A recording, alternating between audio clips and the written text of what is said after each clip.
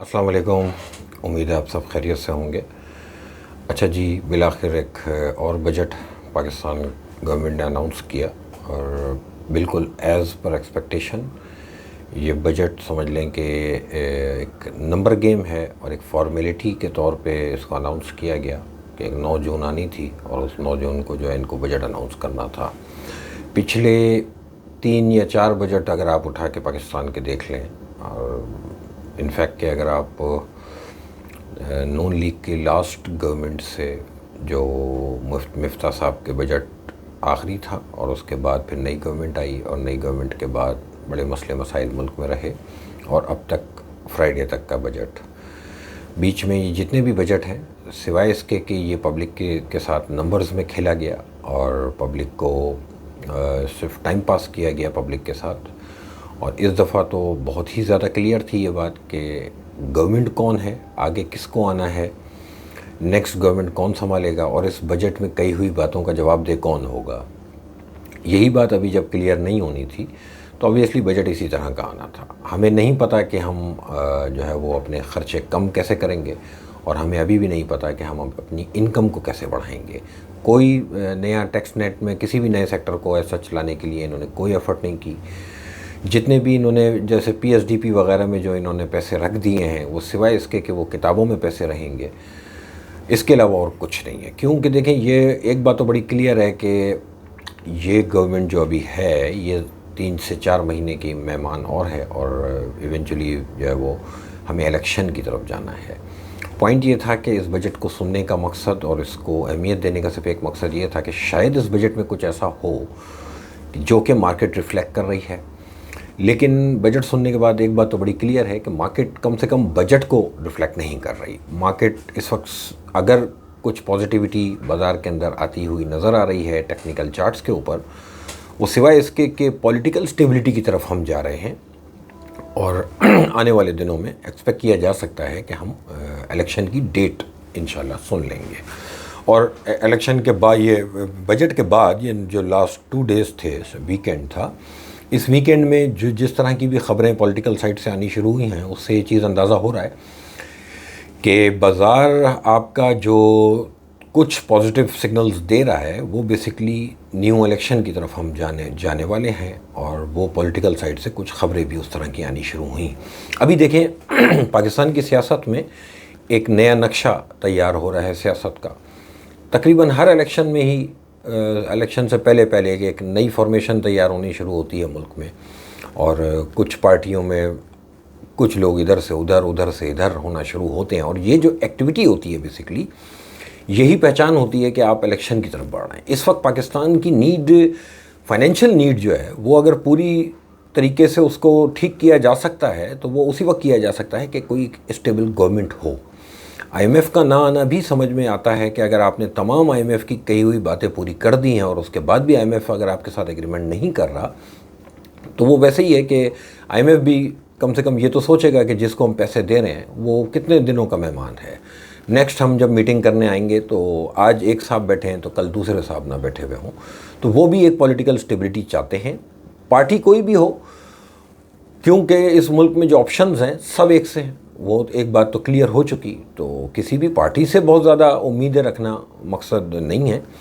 हाँ, political stability आएगी तो कम से कम आपकी फाइनेंशियल मार्केट जो आज तकरीबन 2.8 या 3 के पी मल्टीपल पर ट्रेड हो रही है, ये मैंने बात पहले भी 1-2 वीडियोस में अपने की थी कि ये इन्हीं फाइनेंशियल क्राइसिस में, इन्हीं क्राइसिस में होते हुए भी ये मार्केट आपकी 4, 4.5, 5 के पी मल्टीपल पर ट्रेड हो सकती है।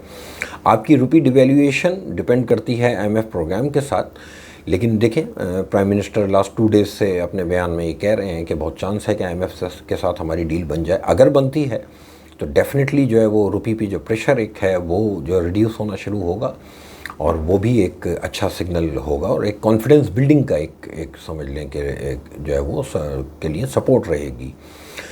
मार्केट में पिछले कई दिनों से जो एक्टिविटी है या बाज़ार जो 41,350 के ऊपर अगर ट्रेड हो रहा है तो सिवाय इसके कि पॉलिटिकल स्टेबिलिटी की तरफ हम जा रहे हैं, इसके अलावा फ़िलहाल फाइनेंशियल साइड पे सच कुछ नहीं है।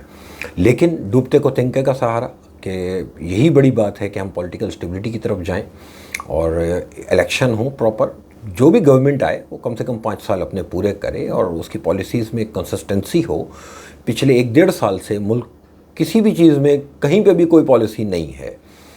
बस हर 1 घंटे के बाद, हर 2 घंटे के बाद, हर 1 दिन के बाद एक नई पॉलिसी है हर चीज़ की। और आपने देखा कि गवर्नमेंट साइड पे भी टाइम पास किया गया है और ये बजट उसकी सबसे बड़ी पहचान है कि अभी तक हम टाइम पास कर रहे हैं और आगे की भी 3 महीने हमने इस बजट को अनाउंस करके बेसिकली टाइम गेन किया है। इलेक्शन और इलेक्शन के बाद जो जिसको आना है उसकी पॉलिसीज़, ये सब चीज़ें मैटर करेंगी। फ़िलहाल मार्केट इंडिकेट कर रही है डिवैल्यूएशन की वजह से, जो आपकी समझ लें कि इस वक्त जो फाइनेंशियल पोजीशन है और जितनी डिवैल्यूएशन आपके यहाँ हो चुकी, उस हिसाब से नई इंडस्ट्री लगना इस वक्त एक क्वेश्चन मार्क है। और जो पुरानी इंडस्ट्री लगी हुई है, बेशक आज उस इंडस्ट्री की सेल्स ना भी हों तो भी वो इंडस्ट्री बहुत कीमती हो चुकी और उसकी जो मार्केट प्राइस है वो एक फाइनेंशियल जो है वो रिफ्लेक्शन से ज़्यादा पॉलिटिकल रिफ्लेक्शन ज़्यादा दिखा रही है। और आने वाले दिनों में अगर पॉलिटिकल स्टेबिलिटी जो कि नज़र आ रही है तो डेफिनेटली हम मार्केट के अंदर भी कुछ नया पैसा आता हुआ देख सकते हैं। हमें इंतज़ार इस बात का करना चाहिए कि आपके जो DFIs हैं, आपके जो इंस्टीट्यूशंस हैं, वो भी मार्केट की तरफ आएँ। देखिए, रिटेल अब पिछले 4 साल में रिटेल के ऊपर मार्केट चली थी, इंडिविजुअल्स के ऊपर मार्केट चली थी, लेकिन कुछ चीज़ें ऐसी नज़र आनी शुरू हुई हैं कि कुछ ब्लू चिप साइट पे भी एक्टिविटी आई है जो कि बहुत अरसे के बाद आई है। यही एक होपफुल बात है। आज मॉनेटरी पॉलिसी का अनाउंसमेंट भी है, हमें देखना चाहिए। वैसे तो कोई दो राय नहीं है कि अभी इंटरेस्ट रेट हमें बढ़ता हुआ ही दिखना चाहिए, लेकिन लेट्स सी, अनाउंसमेंट के बाद हम देखेंगे कि स्टेट बैंक के क्या व्यूज़ हैं इकॉनमी के बारे में। लेकिन फ़िलहाल इकॉनमी से रिलेटेड कोई भी बात, उस पर ट्रस्ट करना बनता नहीं है, क्योंकि गवर्नमेंट ख़ुद मूड में नहीं है कि इस वक्त कोई भी ऐसी चीज़ की जाए कि जो जिससे इन्वेस्टर का कॉन्फिडेंस बिल्डअप हो। इन्वेस्टर का कॉन्फिडेंस सिर्फ एक ही चीज़ फ़िलहाल है, वो है पॉलिटिकल स्टेबिलिटी। मुझे ऐसा लग रहा है कि हम पॉलिटिकल स्टेबिलिटी की तरफ जा रहे हैं। वैसे मैं इस वीडियो में एक बात आप सबको कहूँ, बजट बिल्कुल टाइम किल करने वाली बात थी और एक फॉर्मेलिटी पूरी करने वाली बात थी। वो बजट हो गया, बस किताबों में रहेगा। उस बजट से ज़्यादा इम्पोर्टेंट जरदारी साहब की 4 दिन पहले जो उन्होंने टीवी पे एक प्रेस कॉन्फ्रेंस की है, वो सुनने वाली है। मार्केट बेसिकली कुछ उन चीज़ों को रिफ्लेक्ट कर रही है जो जरदारी साहब ने कही हैं। देखिए, हमें ना बहैसियत कौम ये एक दूसरे के साथ बैड लैंग्वेज यूज़ करना, चोर डाकू चक्का, तो जो साहूकार थे ना, वो उनके भी पोल पाटे खुल गए, ठीक है। तो मुखलिस मुझसे कोई नहीं है, ईमानदार हो सकता है, ठीक है, और लेकिन ईमानदारी का मैं क्या करूं कि वो ईमानदारी अगर पब्लिक तक डिलीवर ना कर सक रही हो और वो हुकूमत ना करना जानती हो, तो कम से कम इस वक्त लीडरशिप ऐसी चाहिए जो हुकूमत करना जाने और मुल्क को इस क्राइसिस से निकाले, और सबसे बड़ी बात पॉलिटिकल क्राइसिस से निकाले। तो उस बजट से ज़्यादा इम्पॉर्टेंट जरदारी साहब की प्रेस कॉन्फ्रेंस थी और मार्केट की रिफ्लेक्शन जो बाजार दिखा रहा है, कुछ पॉजिटिव चीज़ें मेरे हिसाब से वो इस इनकी प्रेस कॉन्फ्रेंस के अंदर वो बातें आपको मिल जाएंगी। मैं कॉन्फिडेंट हूँ कि आने वाले दिनों में हम पॉलिटिकल स्टेबिलिटी की तरफ जा रहे हैं और बहुत पॉसिबल है कि हम इलेक्शन की कोई डेट भी सुने।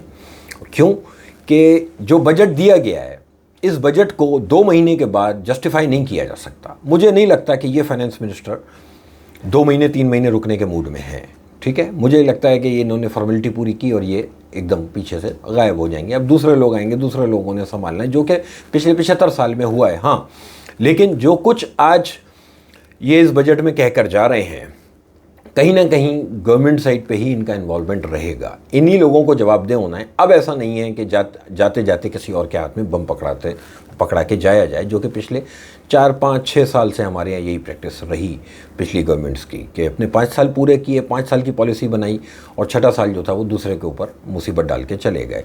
आज जो भी मुसीबतें अपने किए से ये लोग जो है वो क्रिएट करेंगे, कल इन्हीं को भुगतनी है, क्योंकि कोलिशन पार्टनर्स हैं आपस में। एक चेहरा आ जाए, दूसरा चला जाए, इवेंचुअली इन्हीं लोगों को जवाबदेह होना है। लेकिन यही एक मेरे लिए एक होपफुल बात है कि इसमें तो कोई दो राय नहीं है कि आगे अभी हम मिनी बजट देखेंगे और नई गवर्नमेंट जो भी आएगी वो इस बजट को जो है वो फाड़ के साइड में फेंकेगी और नया बजट ही अनाउंस होगा। और स्पेशली जब IMF आ जाएगा, IMF के अनाउंसमेंट के बाद बहुत सी चीज़ें जो है वो बेहतरी की तरफ जाएंगी। सेक्टर वाइज मार्केट में पैसा डालना चाहिए, मैं बहुत क्लियर कह रहा हूँ। पिछले काफ़ी टाइम से मैं ये कह रहा था कि मार्केट में बेचना नहीं चाहिए, तो लें भी मत, चलें, वेट करें चीज़ों की क्लैरिटी का। इंडेक्स बता रहा है कि मार्केट में माल लेना चाहिए। 300 को अपना एक स्टॉप और 41,000 ओवरऑल, 41,000 आप राउंड फिगर में रख लें। 41,000 का स्टॉप लॉस है और इस वक्त मार्केट ट्रेड हो रही है 41,945, यानी 950 पॉइंट का रिस्क है। और अपसाइड पे 43,600, 43,300, 43,600 अराउंड मार्केट एक्सपेक्ट की जा सकती है। मार्केट में एटलीस्ट यहाँ तक का अपसाइड आ सकती है।